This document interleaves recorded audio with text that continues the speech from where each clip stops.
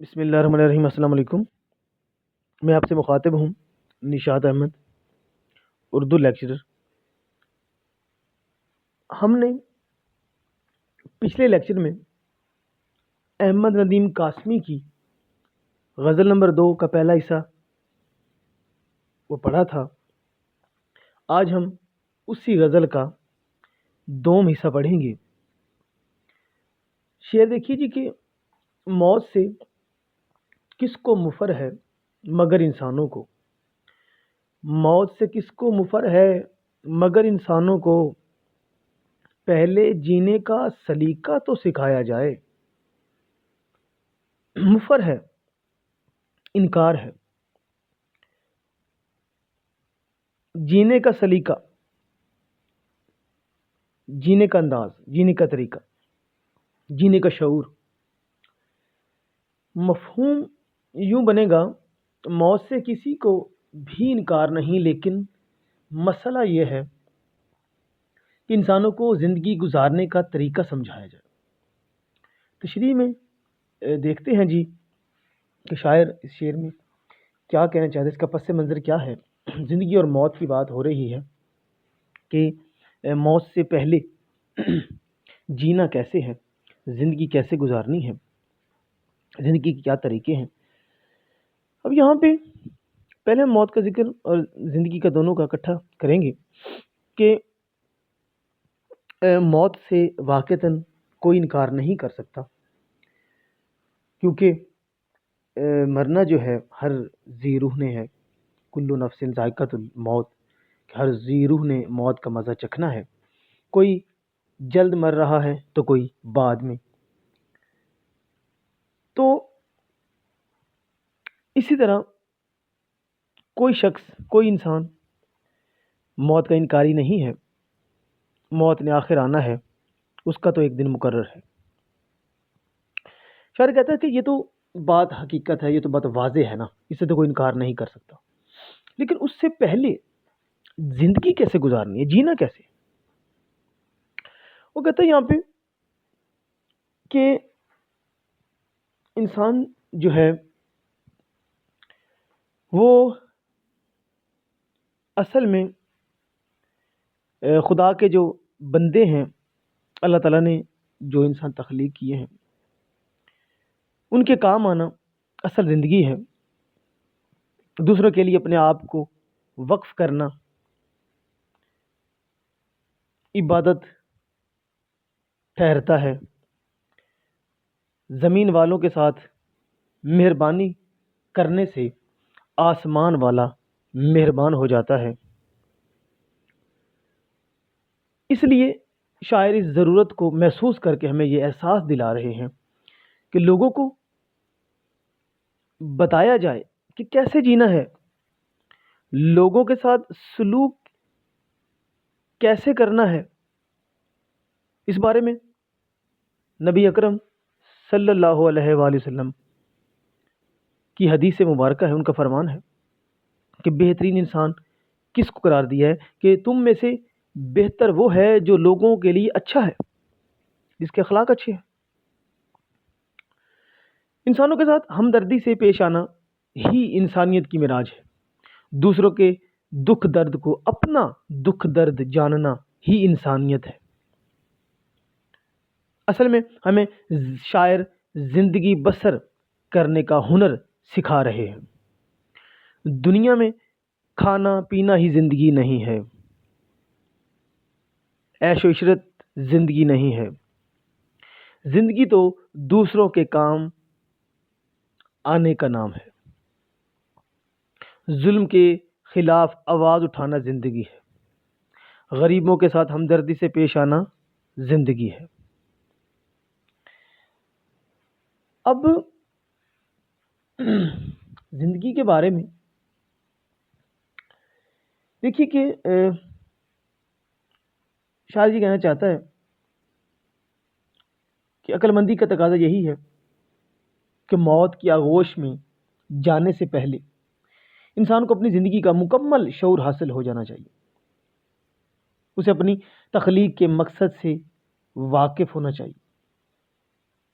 اگر اس کے نظریات جیسے بھی ہیں، لیکن ہمدردی، انسانیت، خلوص، یہ ساری چیزیں اس میں موجود ہونی چاہیے، تبھی وہ انسان کہلانے کا حقدار ہے۔ یہ مقصد تخلیق کیا ہے انسان کی، کہ انسان دنیا میں صحیح معنوں میں انسانوں کی طرح زندگی بسر کرنے کا سلیقہ سیکھ لے، اپنے اندر انسانیت کے بنیادی جو اوصاف ہیں، ہمدردی ہے، امن ہے، انصاف ہے، خدمت خلق ہے، کا جذبہ پیدا کرے، تو یہ دنیا اس کے لیے جنت بن جائے گی۔ پھر اگر اسے موت کا سامنا کرنا پڑے تو اسے کوئی پریشانی نہیں ہوگی، اچھے اعمال اور نیکیاں اس کا ساتھ دیں گی۔ شعر دیکھیے، حوالے کا شعر، موت کا احترام برحق ہے، احترام میں حیات بھی تو کرو۔ اور شعر دیکھیے، ہیں لوگ وہی جہاں میں اچھے جو کام آتے ہیں، جو آتے ہیں کام دوسروں کے۔ اگلا شعر دیکھیے،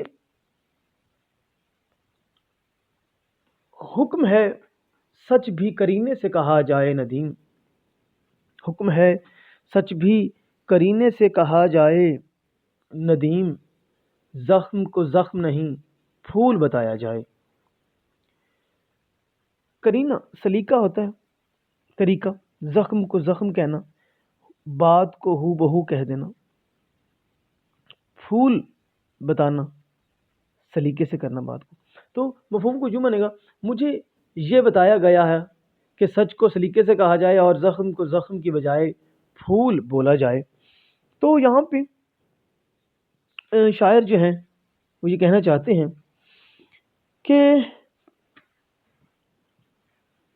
کہتے ہیں کہ ہر کام کو کرنے کا ایک طریقہ اور سلیقہ ہوتا ہے، سچ بولنا ایک بہت اچھا عمل ہے، لیکن شاعر ہمیں ناصحانہ مطلب کہ نصیحت کے طور پہ ایک اس انداز میں بات کرنا چاہ رہے ہیں کہ سچ بھی کرینے سے کہا جائے۔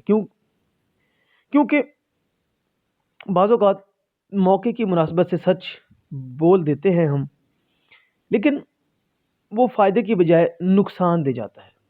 مثلا ایک جو ہے وہ والدین جو ہیں، ان کا اکلوتا بیٹا ہو اور خدا اللہ نہ کرے کہ وہ ایکسیڈنٹ ہو جائے اس کا، تو اس کی اطلاع اگر دی جائے، براہ راست والدین کو دے دی جائے، تو اس کا سراسر نقصان ہو جاتا ہے، کیونکہ دین اسلام میں عقل کے استعمال کا حکم بھی دیا گیا ہے۔ ہمیں سچ بولتے وقت ہمیشہ کرینے کا اظہار کرنا چاہیے، سچ بولتے وقت ہمیں کسی کی دل آزاری نہیں کرنی چاہیے۔ ہمیں جو ہے وہ اس بات کا خیال رکھنا چاہیے کہ ایسا سچ جس میں کسی کی بھی بھلائی پوشیدہ ہو، ہمیں اس کا اظہار نہیں کرنا چاہیے۔ جیسا کہ بعض کڑوے سچ ہوتے ہیں اور ایسے سچ فائدے کی بجائے نقصان پہنچاتے ہیں، ہمیں سچ کو براہ راست کسی کے منہ پر نہیں دے مارنا چاہیے، بلکہ ایک طریقے سے، ایک انداز کے ساتھ سچ بولنا چاہیے، کیونکہ آپ اگر چور کو براہ راست چور کہیں گے تو وہ غصے میں آپ کو نقصان بھی پہنچا سکتا ہے۔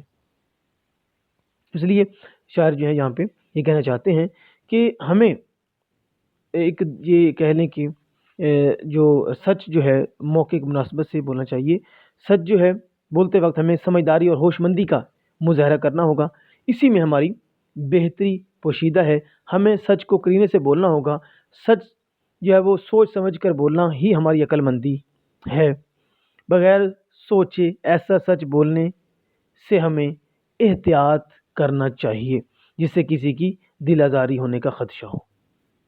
شعر دیکھتے ہیں، اگر سچ بولنا بھی تھا ضروری پر حقیقت میں، اگر سچ بولنا بھی تھا ضروری پر حقیقت میں، یہی سچ ہے کہ بولو تم ہمیشہ سچ کرینے سے۔